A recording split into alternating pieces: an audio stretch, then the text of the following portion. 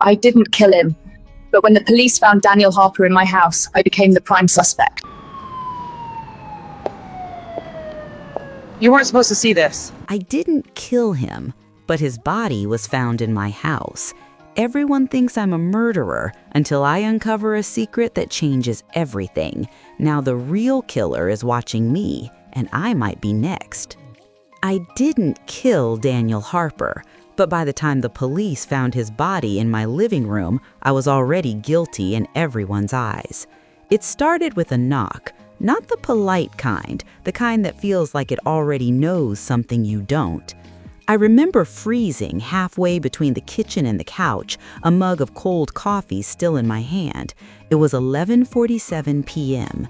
Nobody visits in Willow Creek that late unless something is wrong. "Lena Carter, open the door!" Sheriff Nolan's voice. My stomach dropped.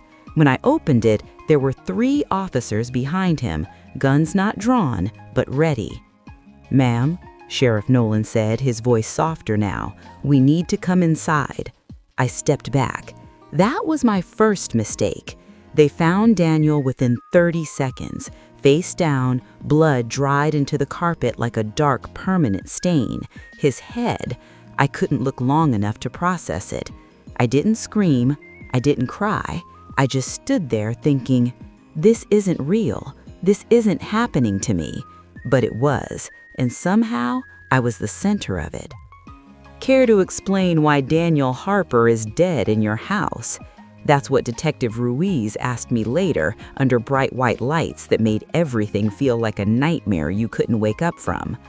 I don't know, I said. I wasn't even home. Convenient. I work late, the diner. We checked. You left early tonight. I blinked. That's not... No, I stayed until 10. Your manager says 9. My heart started racing. Someone was lying, and it wasn't me. Daniel wasn't just anyone. He was the golden boy of Willow Creek, real estate agent, charming. Everyone trusted him. Everyone except me. 2 weeks ago, I had threatened him, publicly, loudly, and now he was dead, in my house. I didn't kill him, I whispered. Detective Ruiz leaned forward. Then help me understand why your fingerprints are on the weapon. The weapon? A cast iron skillet. Mine. They let me go the next morning, not because I was innocent, but because they wanted me to slip. Don't leave town, Ruiz said. We'll be watching. I believed her. In a town like Willow Creek, everyone watches. I walked back into my house slowly. The stain was still there. They hadn't cleaned it yet. It felt wrong, like the house itself was accusing me.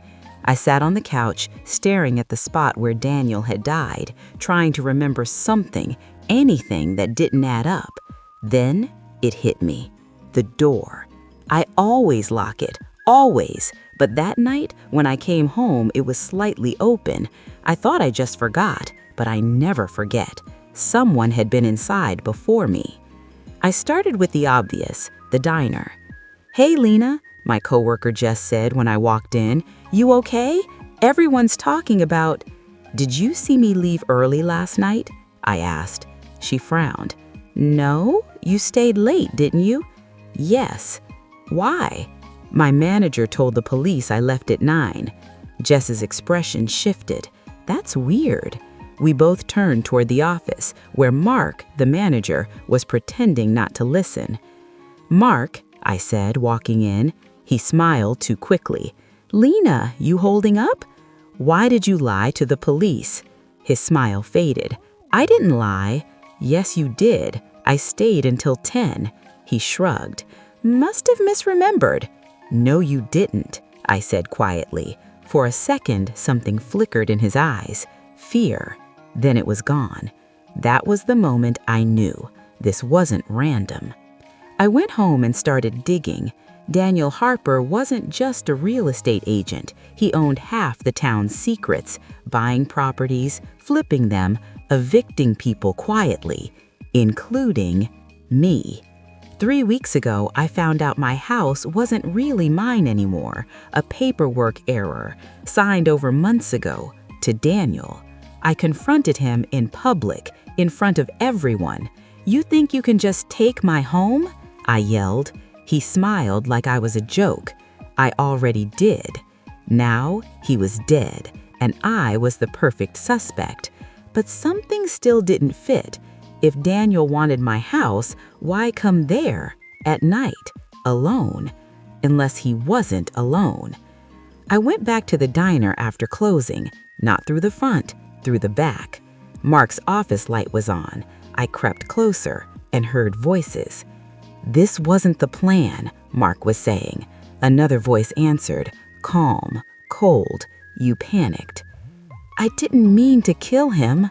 My breath caught. "Lower your voice," the other said. "It's done.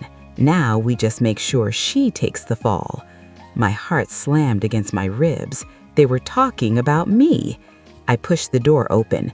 "Make sure who takes the fall?" Both of them turned. Mark and Jess. For a moment, my brain refused to process it. Jess? My best friend? "You weren't supposed to hear that," she said quietly. Her voice didn't sound like hers anymore. "Jess?" I whispered. She stepped forward. "No, Lena, you don't get to say my name like that." "Why?" Her eyes hardened. "Because you had everything handed to you." "What are you talking about?" "That house, that was supposed to be my family's years ago, but your father outbid us, took it." I shook my head. "That wasn't me." "But you kept it," she snapped. "You lived in it like it belonged to you." "This is insane," I said. "So you killed Daniel?" She laughed. "No, Mark did." Mark flinched. "I didn't mean to," he said. "He hit him." "You hit him with the skillet," Jess said flatly. Everything clicked into place. "You moved the body," I said slowly, "to my house." Jess smiled. "You were always smart." "Why frame me?" "Because it's perfect," she said. "You had motive. You threatened him. It all fits." I took a step back. "You won't get away with this." Jess tilted her head. "Who's going to stop us?" I raised my phone. Silence. "I called Detective Ruiz 5 minutes ago." That wasn't entirely true. I had called her, but it had been less than a minute. Jess's expression didn't change, but Mark's did. "You said..." "Relax," she said. Then she looked at me. "You're bluffing." Sirens, distant, but getting closer. For the first time, Jess hesitated. "You shouldn't have come here," she said. "I had to come," I replied. "Now you're involved." I already was. The sirens grew louder, right outside. Mark panicked. "I'm not going to jail." He moved toward the back door. Jess grabbed his arm. "Don't be stupid." Too late. The door burst open. "Police!" Everything happened fast after that. Mark tried to run. They tackled him. Jess didn't move. She just stood there, watching me. As they cuffed her, she leaned close. "You think you won?" she whispered.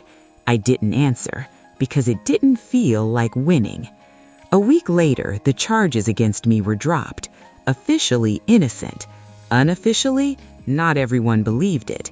That's the thing about small towns. Truth doesn't matter as much as stories, and my story was already written.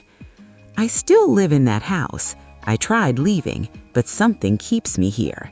Maybe it's stubbornness, maybe it's fear, or maybe it's the feeling that this isn't over. Because last night, I found something. A note slipped under my door. Just 3 words. "You missed one." And suddenly, I'm not so sure who the real killer is anymore.